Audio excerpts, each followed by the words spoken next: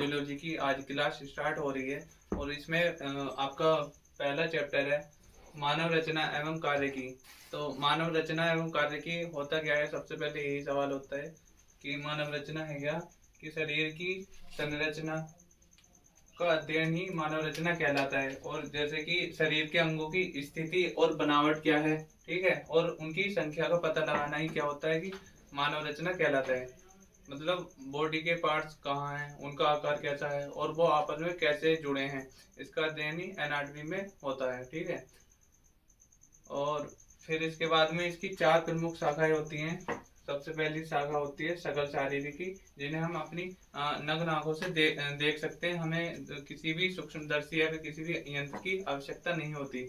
जैसे कि लीवर और हृदय की स्थिति को हम नग्न आंखों से देख सकते हैं। फिर उसके बाद में आता है आपका सूक्ष्म शारीरिकी।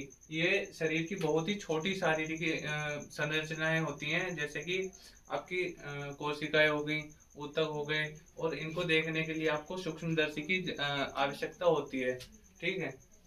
फिर तीसरे नंबर पर आप क्या होती है सतही शारीरिक। क्या होता है, शरीर की ऊपरी सतह से अंगों की स्थिति का पता लगाया जाता है। जैसे कि कोई डॉक्टर होता है, स्टेथो होता है, उसे जिसे आला भी बोलते हैं, यहाँ पर आपके लगाकर चेक करता है अंदर कि आपकी लैपटॉप कहाँ पर बोलती है, ठीक है, कहाँ पर, मतलब जैसे भी आपका रेस्पिरेशन चेक करता है अंदरूनी, ठीक है। फिर उसके बाद में आता है चौथा पॉइंट तुलनात्मक शारीरिकी। इसके अंदर क्या आता है कि विभिन्न प्रकार के जीव जंतुओं में तुलना करना।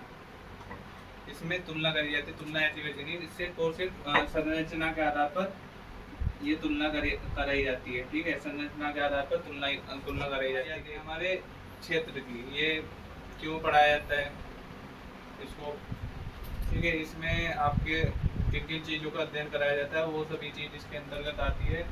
ये हमारा शरीर एक तो किससे बना है और शरीर के अलग अलग अंग कैसे काम करते हैं, ये चीज़ें इसमें इसके क्षेत्र में आती है। तो इनके कुछ पॉइंट हैं। शरीर की बनावट का अध्ययन कराया जाता है एक तो इसके अंतर्गत, ठीक है। दूसरा पॉइंट है शरीर के विभिन्न अंगों का अध्ययन कराया जाता है। और तीसरा पॉइंट है शरीर के कार्यों का अध्ययन कराया जाता है। और चौथा पॉइंट है विभिन्न अंग एक दूसरे के साथ कैसे कार्य करते हैं। पांचवा पॉइंट है शरीर में होने वाली विभिन्न क्रियाओं का अध्ययन। और छठा पॉइंट है शरीर अपने अंदर संतुलन कैसे बनाए रखता है। इन सभी चीज़ों का अध्ययन आपके ह्यूमन एनाटॉमी एंड फिजियो के स्कोप में इन सभी का अध्ययन कराया जाता है, ठीक है। तो आपके क्षेत्र के बाद में बात आती है दिशात्मक शब्दावली, मतलब शरीर में दिशा बताने वाले शब्द। जैसे कि आपका कोई शरीर का अंग है, उसको आप कहाँ पर बताओगे, किस तरीके से बताओगे, उसके लिए कुछ मेडिकल टर्म्स होते हैं। कि जैसे कि मेरे सिर है तो आप बताओगे कि छाती के ऊपर की तरफ, ठीक है, उसको क्या बोलते हैं आप, सुपीरियर बोलते हैं। और नीचे की तरफ, जैसे कि घुटने से नीचे आपके अंगूठे वगैरह आते हैं, तो उनको पैर के नीचे की तरफ इनको बोलते हैं इन्फीरियर। फिर आगे आती हैं आगे के लिए बोलने के लिए ये, जैसे कि आपकी बैकबोन है, मेरुदंड भी बोलते हैं उसको, आगे की तरफ छाती आती है, उसके लिए आपको एंटीरियर बताना होता है। और पीछे की तरफ पोस्टीरियर, इसका उल्टा कर देना, मेरुदंड छाती के पीछे की तरफ होता है। फिर इसके बाद आती है बीच की ओर मतलब ये आपकी नाक है और ये मतलब आंखों के बीच में आ रही है, ये मीडियल सरफेस है, ठीक है। तो ये मीडियल के बीच में आती है। और फिर उसके बाद में आती है बाहर की ओर मतलब ये आपके कान है, तो आपके मीडियल से बाहर की तरफ जा रहे हैं, लेटरल साइड में जा रहे हैं, तो आप इनको लेटरल साइड बोलेंगे। और फिर उसके बाद में आती है पास। पास के लिए आप बोलेंगे प्रोक्सिमल। जैसे कि आपकी कोहनी है, कोहनी के आपके पास में सबसे शरीर का कौन सा है, कोहनी के पास में आपका ये है कलाई, कलाई होती है। तो अब कोहनी के कलाई के ज़्यादा पास होती है कलाई, तो उसके लिए ये प्रोक्सिमल शब्द लगाते हैं पास के लिए। फिर दूर है, दूर के लिए बोलते हैं डिस्टल। उंगलियों से दूर क्या चीज़ है, उंगलियों से दूर क्या है, कोहनी है आपकी, क्योंकि कलाई तो आपके पास हो गई, उंगलियों से आपके दूर है कोहनी, तो दूर के लिए आपको डिस्टल लगाना होता है। फिर इसके बाद आती है सतह के पास। जैसे कि त्वचा मांसपेशियों की सतह के पास है, आपकी स्किन है, मांसपेशियों के बिल्कुल ऊपर है, जस्ट ऊपर, तो ये सबसे पास होती है, उसके लिए सुपरफिशियल शब्द का यूज करते हैं। फिर उसके बाद में आता है अंदर, अंदर की तरफ मतलब डीप।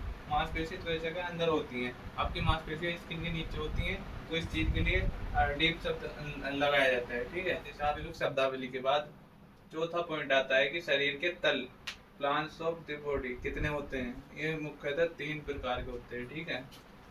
पहला होता है द्विपार्श्वीय तल, सैजिटल प्लान। ये क्या होता है कि ये आपके शरीर को राइट और लेफ्ट में बांटने के लिए ये काल्पनिक काट लगाई जाती है, ठीक है। जैसे कि राइट और लेफ्ट के लिए, इधर लेफ्ट हो गया और इधर राइट हो गया, तो इसकी यहाँ पर ऐसे काट लगाई जाती है, ठीक है। ये होती है आपकी द्विपार्श्वीय तल, सैजिटल कार्ड, ठीक है। तो उसके बाद में दूसरी आती है आपकी फ्रंटल या कोरोनल। इसको लगाने के लिए ये आपकी क्या करती है कि शरीर को आगे और पीछे की तरफ, मतलब ये आगे और ये पीछे की तरफ, इन दोनों भागों को बांटने के लिए आपका इस तरीके से, यहाँ से इस तरीके से कट लगाया जाता है। इसको बोलते हैं हम कोरोनल, इस तरीके से, ठीक है।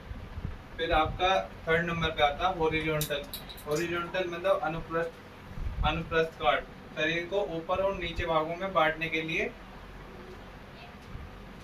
ये ऊपर की तरफ और ये नीचे की तरफ, इसको बांटने के लिए यहाँ पर हॉरिजॉन्टल कट लगाया जाता है। और ये काल्पनिक कट होते हैं, मतलब इसका मतलब क्या होता है, शरीर को अलग अलग भागों में समझने के लिए,